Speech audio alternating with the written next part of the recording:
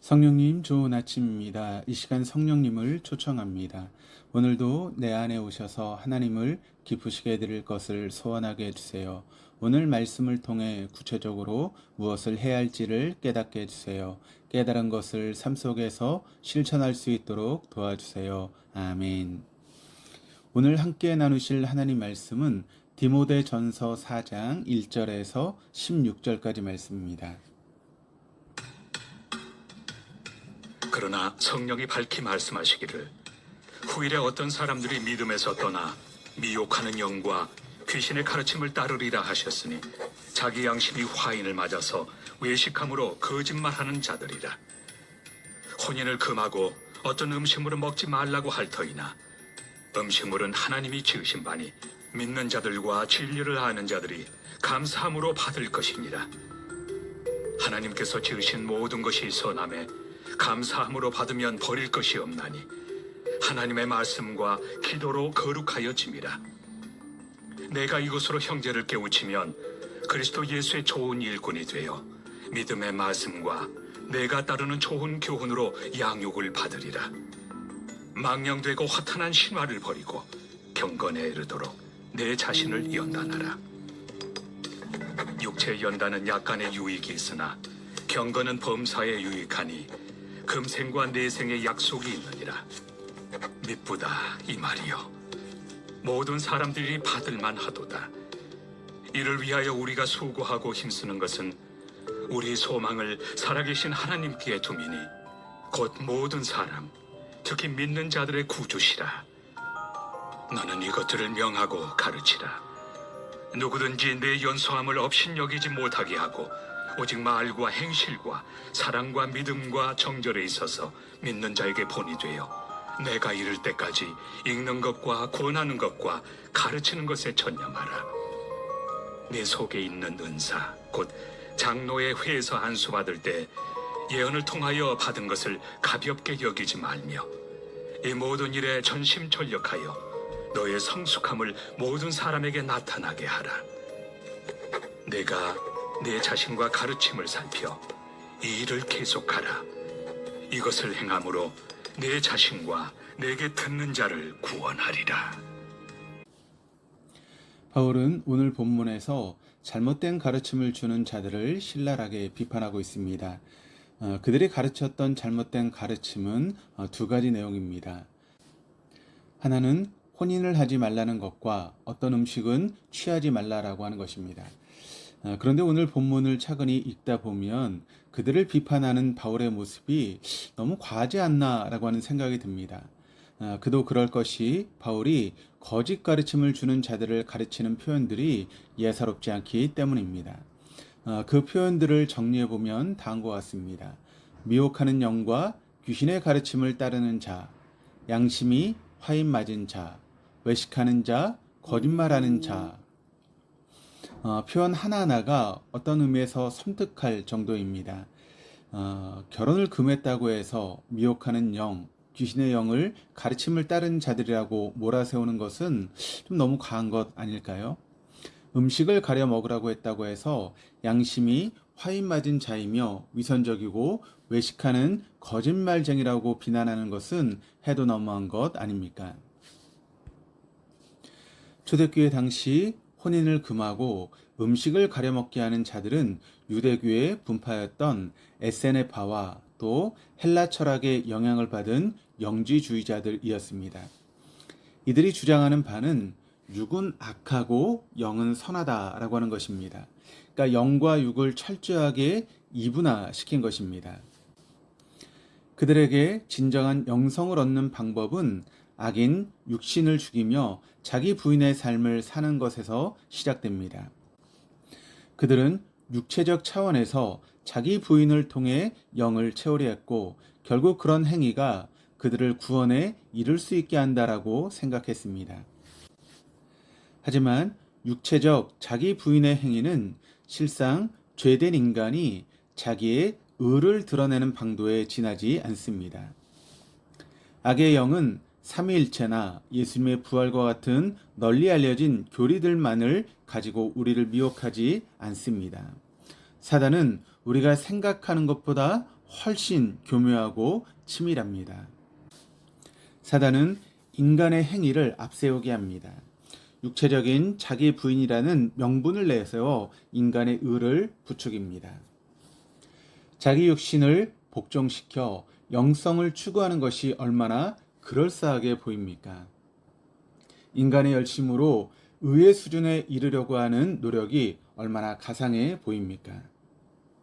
하지만 성경은 결코 우리의 노력과 행위로 하나님의 의의 수준에 이를 수 없다라고 말합니다. 아니, 그러한 행위 자체를 죄로 규정합니다. 아담이 죄를 범했던 상황을 다시 기억해 보십시오.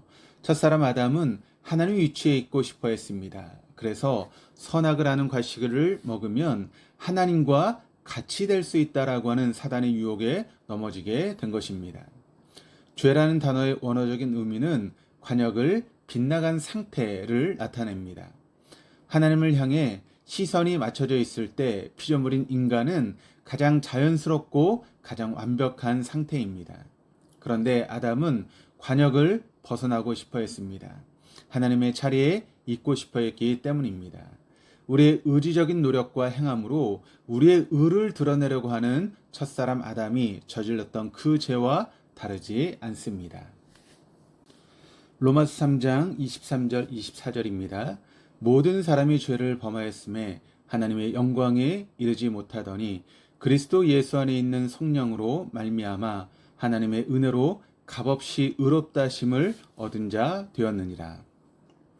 죄된 인간은 어떠한 노력과 행위로 하나님의 영광에 이를 수 없습니다. 오직 그리스도 예수 안에서만 가능합니다. 마찬가지입니다. 성경이 말하는 경건은 자신의 육체를 복종시켜 하나님의 의의 수준을 이뤄내는 것이 아닙니다. 오히려 자신의 죄된 존재를 바라보고 주님 앞에 무릎을 꿇으라라고 하는 것입니다. 자신을 내려놓고 하나님의 은혜인 십자가를 바라보라고 합니다. 그런데 사단은 이 진리를 교묘하게 왜곡시킵니다. 그리고 우리의 무엇인가를 드리고 노력하여 얻어내라고 우리를 현혹합니다. 바울은 본문에서 금욕적, 육체적 차원에서의 자기 부인을 단호히 거부한 이후에 6절 이하에서 경건을 언급하고 있습니다. 이는 경건은 결코 금욕적, 육체적 차원의 자기 부인이 아님을 암시하는 것입니다. 어떤 사람들은 경건을 육체적인 헌신이나 노력, 율법을 지켜 행하는 것 정도로 오해합니다. 하지만 경건의 참된 의미는 그런 형식적이며 율법적 행함의 수준이 결코 아닙니다.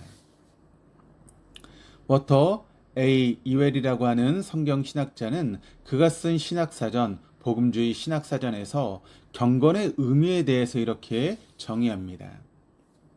경건은 하나님이 중심된 삶의 태도입니다.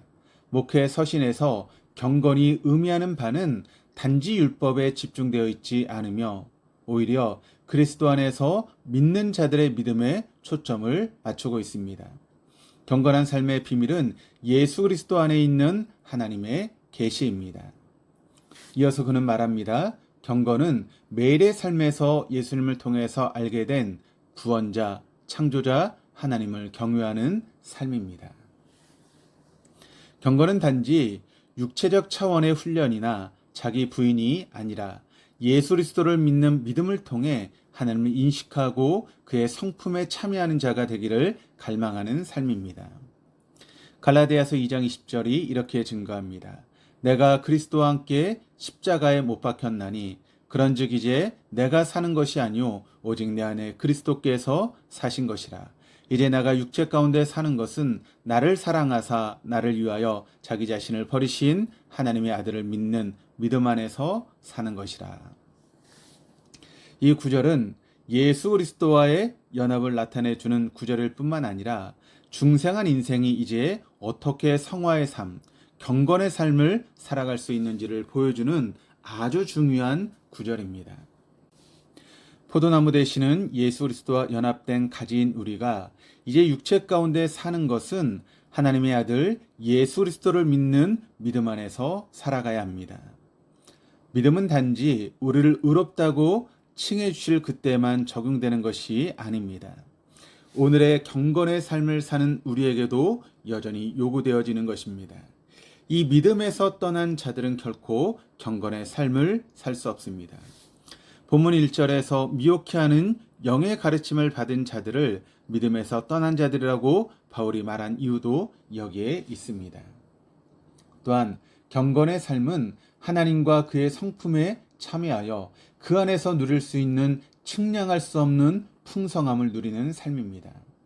경건의 삶은 좁은 십자가의 길이기도 하지만 기쁨과 평안과 자유함을 누릴 수 있는 풍성함의 길이기도 합니다. 왜냐하면 인간이라고 하는 존재는 예수 그리스도를 통해서 마땅히 행해야 될 관역인 그 하나님과의 교제를 회복하였을 때 가장 완전하기 때문입니다. 이 관역에서 빗나간 상태에 있는 모든 인간은 어떤 것들이 채워진다고 해도 헛되니 모든 것이 헛되다라고 한탄할 수밖에 없습니다. 12절에서 바울은 디모데에게 자신의 연수함으로 인해 업신여김을 받지 말라라고 합니다. 이 말은 나는 당신들에게 말씀을 증거하는 목회자이니 내가 비록 어리더라도 나를 존경해 주십시오라고 이렇게 호소하는 말이 아닙니다. 목사와 장로, 권사와 집사라는 직분 자체에서 오는 권위에는 한계가 있습니다. 참된 권위를 부여해 주지 못합니다. 진정한 권위는 진리의 말씀을 올바르게 가르치고 선포하는 데에서 나옵니다. 그리고 무엇보다도 그 진리 안에서 경건의 삶을 살아갈 때 세워지는 것입니다. 이러한 경건의 삶을 통해 우리의 성숙함을 모든 사람에게 나타나는 살아있는 그리스도인들 다 될 수 있기를 주님의 이름으로 축원합니다. 기도하시겠습니다. 사랑의 하나님, 경건은 주님을 향한 신뢰와 믿음 안에 있음을 고백합니다. 혹여나 우리의 모습 가운데 믿음이 아닌 우리의 알량한 행위와 노력을 앞세워 우리의 의와 우리의 왕국을 세워나가고 있지는 않은지요. 주님, 진리를 아는 지식과 믿음 안에서 기쁨과 감사함으로 신의 성품에 참여하는 참된 경건한 삶을 살아갈 수 있도록 은총을 내려 주시옵소서. 우리의 의되시고 우리의 경건의 근원 되시는 예수 그리스도 이름으로 기도드립니다. 아멘.